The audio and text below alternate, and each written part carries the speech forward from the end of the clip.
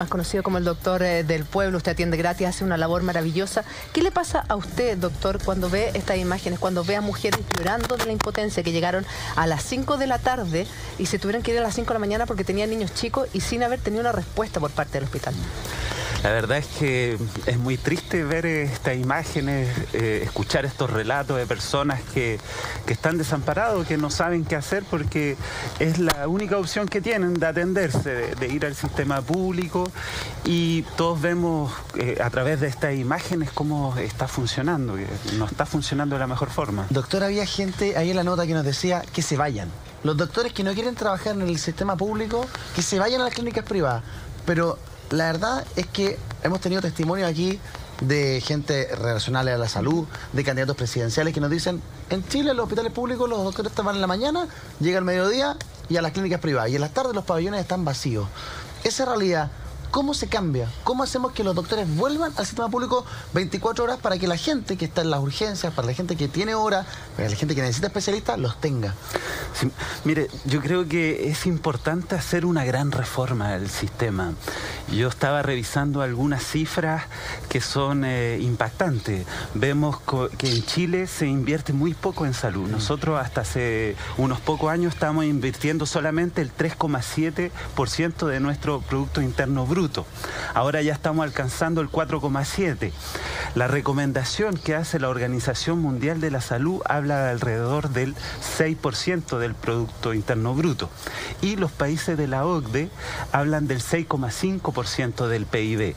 Entonces, ahí vemos que nosotros estamos invirtiendo muy poco, claro, y eso hace que nuestra salud pública esté tan deteriorada. Antes de que mostraran la nota, estábamos comparando cómo funcionaba el sistema privado de salud, claro, y el sistema público. Claro. Entonces, ¿qué pasa actualmente? Que con la salud de las personas se está haciendo un negocio, y un negocio bastante cruel, pero también bastante lucrativo. Lucrativo. Entonces, ¿cuál es la situación actual? Como tenemos un sistema público de salud tan deficitario, se tienen que comprar servicios.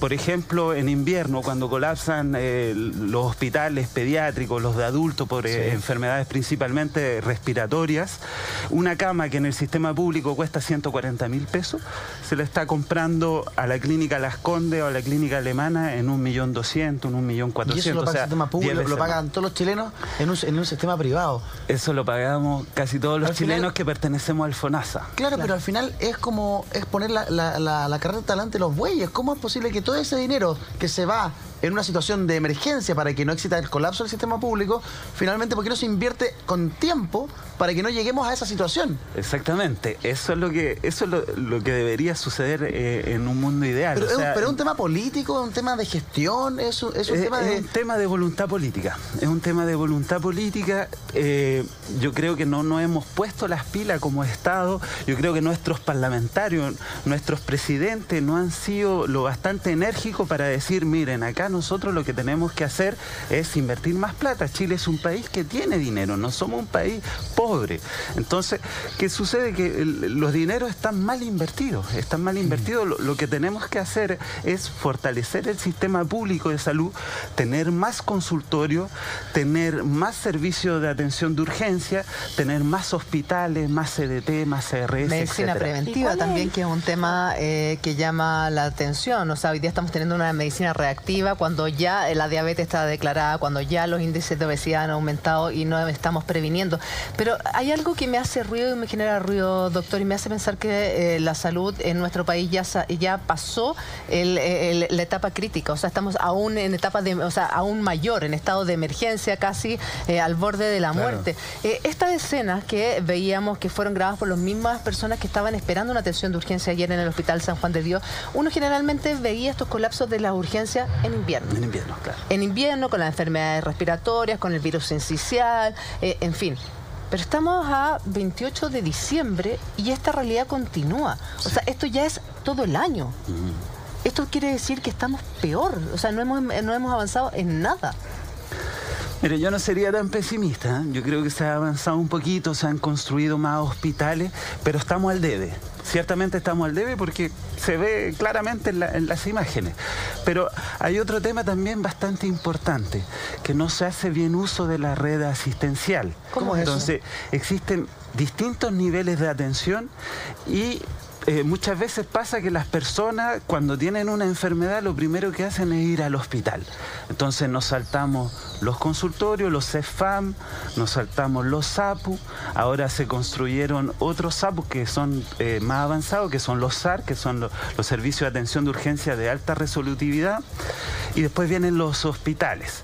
Entonces, cuando una persona se enferma, está la idea, como el mito urbano, de que los mejores especialistas, las mejores atenciones se dan en el hospital. Ya. Y eso no es tan así. Y se salta, claro, los consultorios. Claro. Entonces, ¿cómo podríamos decir a la gente, quizás, no sé, si uno se asusta también, no solo cuando uno se siente mal? Me pongo en el caso yo como mamá, claro, mi hijo tiene fiebre y siempre te recomiendan esperar 3 días. Yo reconozco, doctor, que soy muy aprensiva y no siempre espero esos días.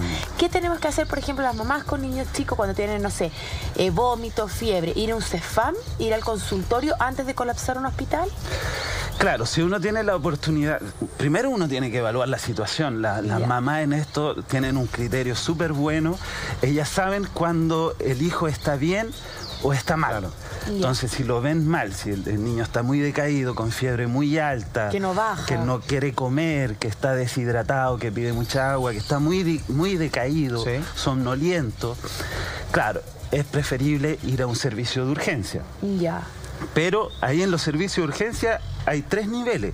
Está el SAPU, que es el primer nivel, que es el servicio de atención de urgencia primaria. Ya. Después del SAPU está el SAR, que en algunas comunas hay SAR, que es de alta resolutividad. Entonces, ¿cuál es la diferencia entre un SAPU y un SAR? Claro. Que el SAR tiene laboratorio básico y tiene servicio de imagenología, de rayo X, rayo X. El SAPU no tiene.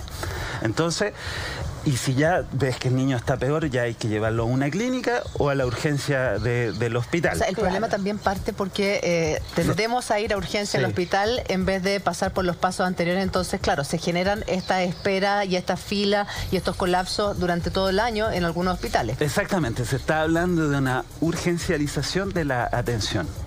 Entonces, ahí, cuando se produce este fenómeno, nos saltamos todas las otras labores que tienen que ver con la salud, lo que mencionabas tú, el tema de la prevención, de la promoción de la salud, y también en estos servicios de urgencia que son más básicos, también se van a resolver muchos problemas. Por ejemplo, pongo el ejemplo de una persona... Doctor, ¿sabe que sería súper interesante poder poner ejemplos para poder saber cuándo acudir a qué, a un consultorio, al SAPU? ¿Ante qué cosas voy dónde? Claro, exacto. Pongamos entonces lo más urgente. Cuando vemos una persona que está con compromiso de conciencia, por ejemplo, que no responde, obviamente que lo primero que tenemos que hacer es llevarlo al hospital. Perfecto. Ahora, si nosotros tenemos un SAPU que está más cerca del hospital o un SAR, hay que llevarlo ahí. ¿Por qué? A lo que esté siempre más cerca de la casa. A lo que esté más cerca para la urgencia, porque en la urgencia los 3 primeros minutos son vitales, son fundamentales. Entonces, a pesar de que uno llega a un establecimiento de menor complejidad, la persona va a recibir los primeros auxilios y va a ser derivado de mejor manera, va a ser derivado con oxígeno, tal vez haya un médico que le vaya haciendo masaje cardíaco, en el caso de una emergencia, los 3 primeros minutos son fundamentales, por lo tanto hay que llevarlo al establecimiento más cercano de donde ocurrió el accidente o donde está la persona enferma. Que esté más cerca, porque ahí le van a dar los primeros auxilios. Y lo van a poder estabilizar para ser trasladado posteriormente a un hospital. Exactamente. Perfecto. Exactamente. En caso de un paro, ¿es lo mismo? En caso de un paro... De un paro cardíaco, sí. Sí, yo recomendaría llevarlo al establecimiento más cercano, porque ¿qué pasa? Que las personas generalmente no tienen conocimiento de primer auxilio, y uno con un simple masaje cardíaco, en el caso que corresponde, puede reanimar a una persona y lo puede devolver los signos vitales, puede volver la circulación. Perfecto. Doctor, tenemos un mensaje a través de Twitter, Así Juli. es, dice lo siguiente en Twitter, la Pía Astorga.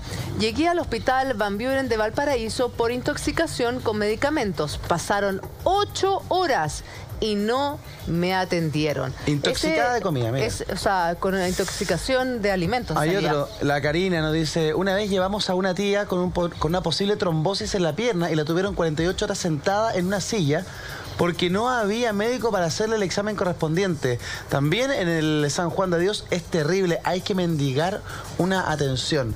Los testimonios son uno tras otro y en el mismo tono. Doctor, hay más mensajes que nos están enviando a la gente constantemente y pueden seguir haciéndolos al hashtag Inocentes en Hola Chile. Esto nosotros lo hemos conversado durante todo el año, Doc, claro. Y la verdad es que hijos, hijas preocupadas, padres que llevan a sus niños y que están horas esperando. Hemos visto casos de muerte en las salas de espera. Una persona que murió en la sala de urgencia y que los mismos pacientes que estaban esperando una atención alertan al personal médico de que hay una persona que llevaba horas esperando y que estaba fallecida. Claro. Que era una persona en situación de calle, puntualmente. Hemos visto partos, hemos visto gente que es de vuelta a sus casas, hemos visto gente que, ¿te acuerdas del caso de esta chica que llevaba 10 meses de matrimonio, claro, y que estuvo en el box 12 horas en un box hasta que finalmente falleció porque ella tenía asma, 21 años, una recién casada, con todo el futuro por delante, de 10 meses casada, tenía 21 años y estuvo 12 horas en un box? Eso no puede, ahí, en ese caso es emblemático porque ahí habla de la mala gestión, o sea, a alguien se le pasó que ella estaba ahí, porque ¿cómo puede ser que nadie haya ido a verla? O sea, y habla también de que estamos hablando de una persona que no debería haber muerto, que no debería haber fallecido. O sea, ella tenía una crisis de asma que termina porque no recibió la atención adecuada durante 12 horas con su fallecimiento. Claro. O sea... Ese es otro caso que también que se considera una urgencia. Hay que diferenciar también en esto. Emergencia de urgencia. A ver. La emergencia es la condición médica que pone en peligro la vida de la persona y que si no es atendida dentro de los primeros minutos, dentro de la primera hora, tiene gran probabilidad de fallecer. En cambio, la urgencia... uno tiene un lapso de tiempo un poquito mayor, no va a poner en peligro en los primeros minutos la vida de las personas. Entonces, en el caso que relatas de la paciente que falleció producto de una crisis asmática muy importante, ahí falló un mecanismo que se llama triage. Triage. Claro, el triage es una palabra francesa que significa ordenar, seleccionar, priorizar. Entonces, uno recibe a los pacientes, lo atiende un personal, el selector de demanda, que generalmente son enfermeras que están capacitados, o enfermeros que están capacitados para saber determinar el nivel de gravedad de las personas. Y según la edad también, porque las guaguitas menores de 6 meses entiendo que tienen prioridad por sobre otros pacientes. Claro, tienen prioridad por la edad extrema. Entonces, ¿qué pasa con ese triage? Uno lo va clasificando en C1, entonces es una emergencia médica, tiene que ser atendido enseguida, tiene que pasar enseguida al reanimador. Después tenemos el C2, que es una emergencia, que es un poquito menos grave, C3, C4 y llegamos hasta el C5. El C5 es el típico caso, por ejemplo, que llega con un poquito de moquito al hospital. Claro. Eso no es un caso que tiene que ir al hospital. Que llega, no tengo idea, con una uña encarnada. Claro, exactamente. A mí me pasó que le contaba a Eduardo antes de empezar el programa que yo fui a una urgencia con mi hijo y el tipo que estaba adelante había llegado con una uña encarnada. Claro. Y yo sí, pero anda el podólogo, o sea, no era el lugar para esperar, que... Claro, podrá... Lo que yo también le contaba al doctor fuera de cámara, que a mí me pasó que llevé a una persona que estaba con pielonefritis. O sea, es de un dolor que es terrible, o sea, es cuando se te agrava una infección urinaria. Exactamente. Y pretendían dejarla esperando, claro, porque me decía la persona, la enfermera, me decía, oiga, no alegue tanto si esta persona no se va a morir, pero el dolor que ella tenía, y también se le puede complicar, ¿no? Entonces yo opté por llevar a esta persona a una clínica privada, con el costo que eso significa, pero ahí, porque yo por lo menos soy súper afortunada de que tengo ISAPRE y uno paga seguro, etcétera. Entonces, ahí tú te das cuenta de la realidad, de las personas, de verdad, doctor, en la sala de espera, dobladas de dolor. Claro, a lo mejor no se van a morir, pero es como... la poca dignidad. En la que vive la mayoría, además. Es de verdad que uno dice, esta cuestión es indignante, porque cuando tú te sientes mal, o sea, lo único que quieres es que te den una solución.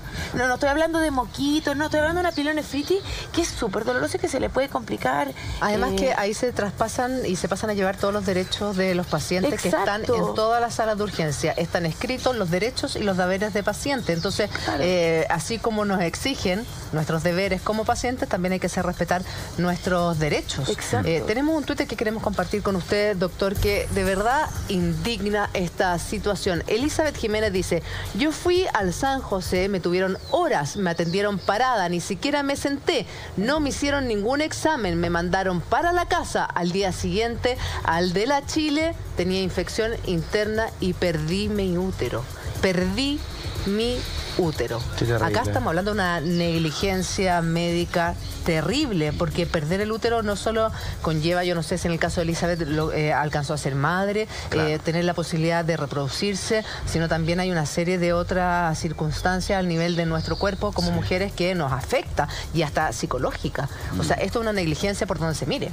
Claro. Sí, una negligencia médica, yo no sé a raíz de qué haya surgido este problema. También hay que ver que en los servicios de urgencia las condiciones laborales no son las mejores, ¿eh?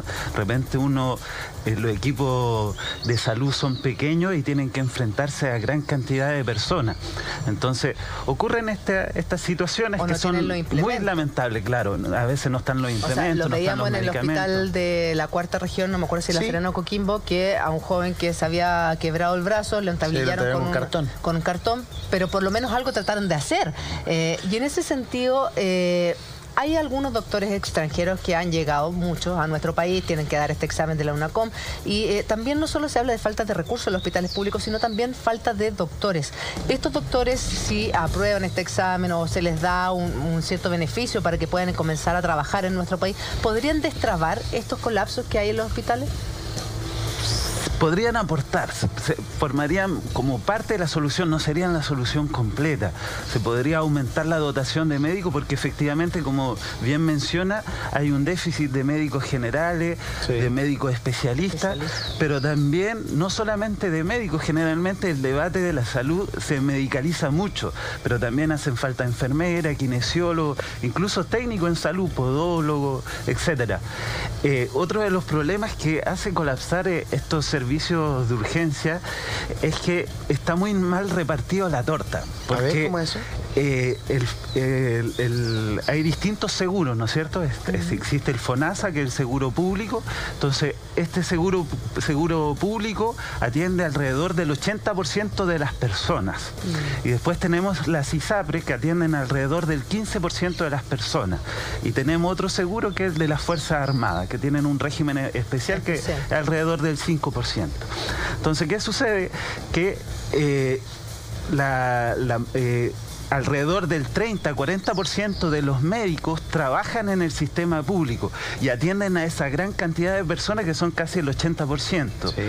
Y el restante de los médicos, que son el 50 o 60%, atienden solamente al 15% de los pacientes. Entonces, por eso que uno ve esa gran diferencia entre clínicas y hospitales. Por eso que la atención es mucho más oportuna en una clínica que en un hospital. Entonces, cuando uno va al sistema público, por ejemplo, para obtener una hora de un especialista, pueden pasar años, puede pasar un año, 2 años. Nos han llegado a Twitter de personas que fallecieron, que nunca les llegó, y pasaron 3 años de que esta persona murió, y los llaman para decirle que ya tienen lista la fecha de la operación o la hora al doctor o al especialista que estaban esperando. Y en el sistema privado, ¿qué pasa? Que uno puede acceder a una interconsulta con un especialista en promedio en unos 7 a 9 días. Ahora, entonces ahí se ve esa gran diferencia. Es más rápido, pero ojo que también el sistema privado de salud está tomando cierta actitud en algunas clínicas que son curiosas, como por ejemplo que la consulta no puede durar más de 15 minutos. Entonces el médico es una máquina de salchicha. Es como, ya listo, tráeme los exámenes, ya fuera. A mí me diagnosticaron mal en una clínica privada, me dijeron, no, tú tienes como una mononucleosis, algo así, y resulta que era una neumonía. era mucho más complicado. Claro. Entonces, y yo creo que tiene que ver con lo que dice la Julia, porque tenía que ser rápido y había que también desocupar el Cumplir con box. una cantidad Ahora, de pacientes, solo desde una pequeña cosa, yo creo que también falta de repente en algunos casos vocación, porque así como hay doctores que está bien, tienen que trabajar, ganar su sueldo como todos, pagar sus no becas y todos todo. atienden gratis como usted, doctor. Quería hacer esa pequeña Es verdad, salvedad. vamos a hablar de lo que hace el doctor más adelante, que es maravilloso, pero el otro día, antes de la segunda vuelta, tuvimos al candidato Alejandro Guillé, que nos decía, en Chile, los médicos atienden en la mañana en el sistema público, a mediodía a la clínica privada. Y en las tardes el pabellón queda vacío. Es una situación súper grave y es reflejo de lo que tú mismo recién nos estabas diciendo, que los pasillos se encuentran vacíos, que los doctores no están, que los doctores se están yendo al sistema privado, que la gran mayoría de los doctores atienden el sistema privado y que finalmente son los que atienden al 15% de la población y no al 80% que es la gran mayoría que está en FONASA. Claro. A veces ocurre algo más dramático de lo que comentas tú. El hospital funciona de manera pública en la mañana y en la tarde funciona de manera privada. ¿Cómo es eso? ¿Cómo ocurre eso? Esto sí que no lo he que escuchado. la salud también se ha visto afectada por el outsourcing, la externalización de los servicios. Ya. Entonces, en la mañana están contratados los médicos y los anestesistas, etcétera, por el hospital. Y en la tarde se arman empresas privadas que van a cubrir esas plazas, esos pabellones que están desocupados en la tarde. Entonces, al médico se le paga por operar con su sueldo en la mañana y en la tarde recibe honorarios por operaciones. Entonces, obviamente que esa operación que se hace en la tarde es mucho más cara que la de la mañana. Claro. Y así gana el hospital también. O sea, el hospital lo que le sirve es descolapsar el hospital, sacar la lista de espera, pero sí tiene que el costo de las operaciones, de los servicios, de las prestaciones son mucho más Porque caros. además en la mañana, en una clínica, pero no hospital privado, clínica privada, hay 5 doctores. Y en el hospital público hay 5 doctores. Pero a mediodía, en la clínica privada hay 10. Claro. Y en el hospital público hay 0. Claro.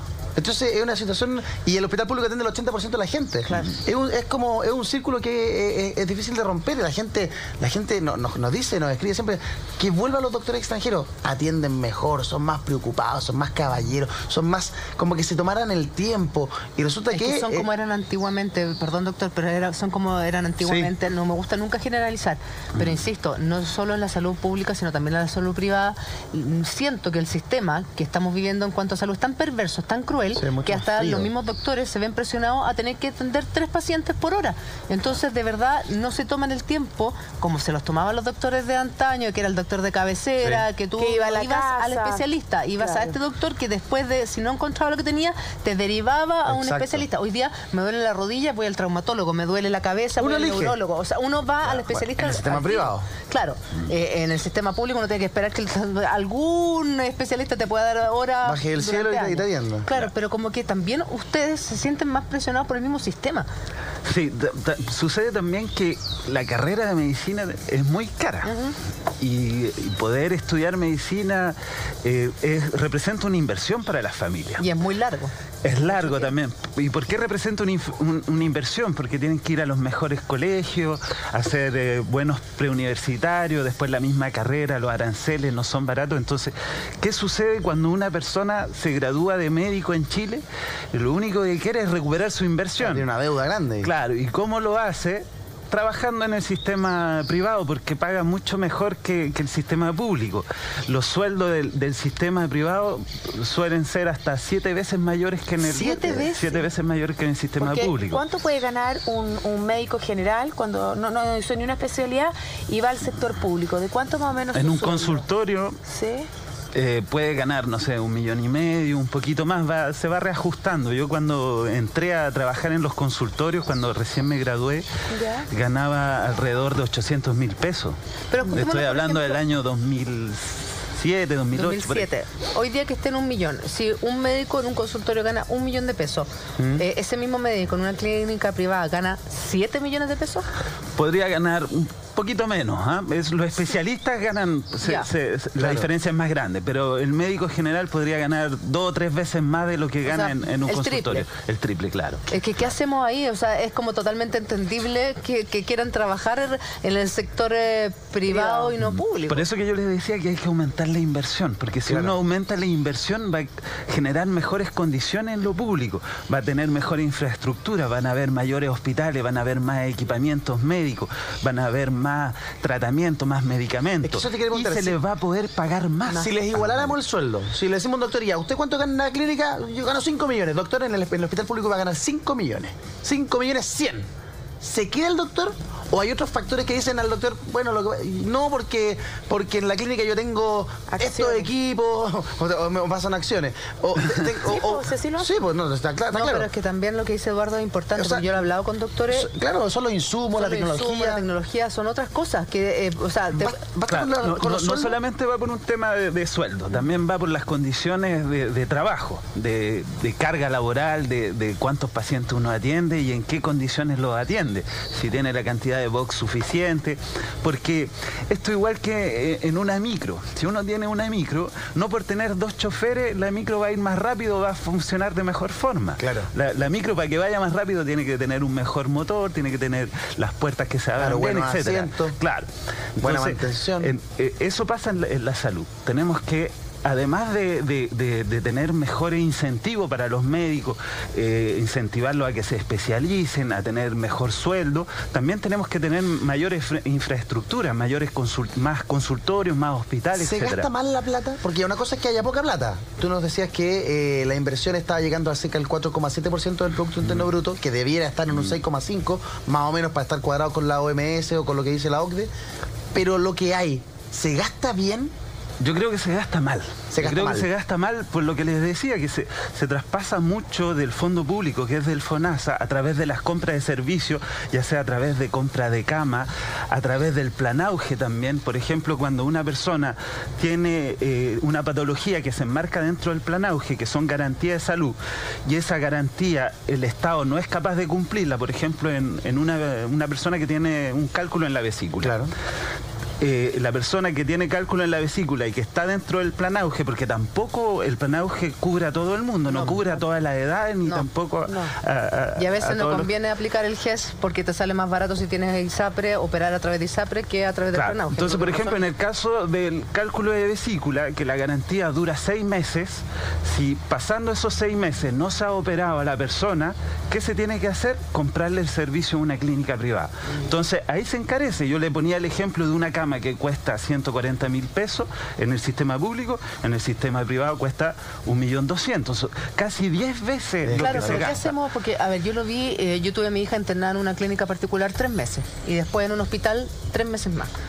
Los 3 meses que estuve en esa clínica privada tocó justo el periodo de invierno, en donde me tocó ver muchos niños que, claro, llegaban a la urgencia a las camas de esta UTI porque las camas de los hospitales estaban todas colapsadas, estaban todas ocupadas y no tenían dónde mandarlos. Y claro, los trasladan a estas clínicas privadas, después la clínica le manda una cuenta de este porte al Estado, pero si no haces eso, ¿qué haces? ¿Dejar que el niño se muera? Porque el hospital público no tenía la capacidad para poder atenderlo. Entonces yo entiendo, yo digo, o sea, debería haber un mecanismo en que la clínica cobrase lo mismo o pudiera igualarse lo mismo al hospital, no cobrar 10 veces más, claro, como es lo que sucede. Pero por otro lado, o sea, yo como la mamá de ese niño, yo quiero que mi hijo lo atiendan también, claro. Pues, o sea, y si el hospital está colapsado no es culpa mía. Exactamente, sí, eso la salud no lo puede hacer, lo que dices tú, no podemos dejar de atender a una persona. Claro. Pero lo que tenemos que ir modificando poco a poco este sistema, porque este sistema en algún momento el sistema público empezó a decaer. ¿Cuándo decayó? Cuando empezaron a nacer la ISAPRE, empezaron las clínicas eran unas casuchas, por ejemplo, la clínica Dávila. Muchos pacientes a mí me dicen, no, si esto era una casa, sí, era una casa pequeña. Y ahora uno va a la clínica Dávila y es tremenda clínica. Bueno, como la clínica de Las Condes, que al principio era así, y ahora toda la manzana y toda la cuadra, el edificio del frente, el edificio al lado. Como en la comuna. Y de repente hay como un hotel, o sea, yo una vez me metí y de repente dije, esto es un hotel, no, es la clínica, perdón, o sea... Entonces, en Chile existen varios problemas. Existe poca regulación. Tenemos una cosa que se llama la integración vertical. Entonces, ¿cuál es la integración vertical? Que la ISAPRE, que te asegura, te brinda, te da un seguro, pero además él te atiende. Entonces no hay ninguna competencia. Él cobra lo que quiere. Claro, es juez y parte. Entonces es un gran problema. Y se les para la pluma y no te pagan ni siquiera no te atienden. O sea, te pueden dejar sin... No, ha sido una locura. Exactamente. Otro de los problemas grandes de la salud pública chilena son los hospitales concesionados. Los hospitales concesionados se ha demostrado en países importantes como Inglaterra que es un sistema que al final encarece más la atención que favorecerla. Entonces, nosotros hasta el año 82 en nuestro país teníamos una sociedad que era como la del Metro, que era un consorcio que se dedicaba a construir hospitales públicos. Yeah. Entonces, eso se cerró, ya no existe esa sociedad y por eso que ahora tenemos tantos problemas para construir hospitales. La presidenta Bachelet se había comprometido a entregar 20 hospitales entregados, 20 en proyecto y 20 licitados. Y no se pudo cumplir porque no tenemos esa herramienta, no tenemos esta sociedad que pueda construir hospitales de calidad y no a ese costo tan alto como lo hacen los hospitales concesionados. Claro, hoy día se anuncia un hospital, se dice que va a costar 2X y termina costando 4X y no además no los inauguran nunca, no los terminan nunca de hacer. Son elefantes blancos al final. Y no tienen los profesionales tampoco para poder atender. Eso, y si los inauguraran, tampoco estarían los doctores para poder hacerlo. Es bien escandalosa la situación porque se gasta. Claro, es poco lo que se gasta, pero lo que se gasta igual sigue siendo harta plata. Y resulta que está siendo mal administrada plata de todos nosotros que debieran beneficiar a la gran mayoría de los chilenos y que no se hace. Si cuando uno va a reportear este tema, nosotros ayer las denuncias fuimos a ver, más encima te niegan la información. Porque te llaman y te dicen, ¿por qué estaban grabando? ¿Por qué? No, si aquí está todo bien, aquí no pasa nada. Y díganlo en cámara, no, si aquí está todo bien, aquí no hay listas de espera. Tú dices, pero si la realidad te dice otra cosa. Claro. ¿Por qué negarse? Entonces, yo creo que acá nosotros deberíamos hacer un cambio como se está haciendo en educación, por ejemplo. La salud es un derecho fundamental y para mí debería ser el primer derecho de cada ser humano. Sin salud no hay educación, sin salud no hay nada. Claro. O sea, lo que pasa es que yo siempre me acuerdo de Ricardo Soto que dice, los enfermos no marchan. Claro. Entonces, como los enfermos no marchan, lo pateamos, lo barremos dentro de la alfombra y ahí lo dejamos hasta que el sistema colapse.